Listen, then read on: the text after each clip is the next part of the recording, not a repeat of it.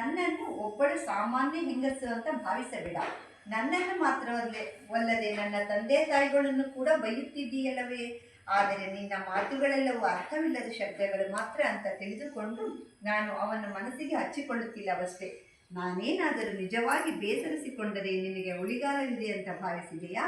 ನಾನು ಬದುಕಿರುವವರಿಗೆ ನಿನಗೇ ಅನುಕೂಲ. ಇರಲಿ, ಏನೂ ಯೋಚಿಸಬೇಡ. ಯಾವತ್ತಿದ್ದರೂ ನಿನ್ನ ಮಗಳು ನಿನಗೇನೆ. ಅವಳನ್ನು ಸರಿಯಾದ ರೀತಿಯಲ್ಲಿ ಬೆಳೆಸಿ ದೊಡ್ಡವಳನ್ನಾಗಿ ಮಾಡುವವರಿಗೆ ಮಾತ್ರ ನಾನು ಅಷ್ಟೇ. ಇಲ್ಲದಿದ್ದರೆ ನನಗೆ ವ್ಯಾಮೋಹ ಏನಿದೆ ಹೇಳು? ಬೇಕಾದರೆ ಈ ಕ್ಷಣದಲ್ಲೇ ನಾನು ಈ ಬಂಧನಗಳನ್ನೆಲ್ಲ ಕತ್ತರಿಸಿ ತಳ್ಳಿಬಿಡಬಲ್ಲೆ. ಕರ್ಪೂರ ತನ್ನಷ್ಟಕ್ಕೆ ಆವಿಯಾಗಿ ಹೋಗುವಂತೆ ಯಾವತ್ತೋ ಒಂದು ದಿನ ನಾನು ಆವಿಯಾಗಿ ಹೋಗುವಾಗ ನಿನಗೆ ಅದರ ಸುಳಿವು ಕೂಡ ಸಿಗುವುದಿಲ್ಲ. ನೋಡ್ರಿ, ಕೊನೆಗೆ ಶ್ರೀಮಾತರು ಎಷ್ಟು ಸಹಿಸ್ಕೊಂಡಿದ್ರು. ತಾಳ್ಮೆಗೂ ಒಂದು ಮಿತಿ ಇರುತ್ತೆ ಅಂತಾರಲ್ಲ, ಆಗ ಹೇಳಿದ್ರು. ಎಲ್ಲ ಥರದ್ದನ್ನು ಕೇಳಿ ಕೇಳಿ ಕೊನೆಗೆ ಲಾಸ್ಟ್ ಹೇಳಿದ್ರು, ಅಲ್ಲ ನಮ್ಮಗಳಲ್ಲ, ನಮ್ಮನ್ನ ಬಗ್ಗೆ ಖಾರವಾಗಿ ಮಾತನಾಡಿದ್ದನ್ನು ಕೇಳಿ ಸುರಬಾಲೆ ತಬ್ಬಿಬ್ಬಾಗಿ ಬಿಟ್ಟಳು. ಭಯ ಕೂಡ ಹತ್ತಿಕೊಂಡಿತು. ಕೂಡಲೇ ಸ್ವರ ಬದಲಾಯಿಸಿ, ನಾನೆಲ್ಲಿ ಬೈದೆ ನಿನ್ನ ತಂದೆ ತಾಯಿಯನ್ನು?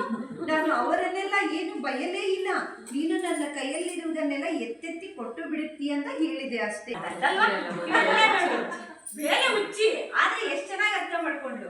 ಅವಳಿಗೆ ಭಯ ಆಗ್ಬಿಡ್ತು. ಶ್ರೀಮಾತರು ಯಾವಾಗ ಒಂಥರ ಕೋಪವಾಗಿ ಹೇಳ್ಬಿಟ್ರು, ನನಗಿನ್ನೇನು ಉಳಿಗಾಲ ಇದ್ದಂಗೆ ಆಗುತ್ತೆ. ಅವ್ರಿಲ್ಲ ಅಂದ್ರೆ ಅವಳು ಯಾರು ಸೇರಲ್ಲ ಅಲ್ಲಿ.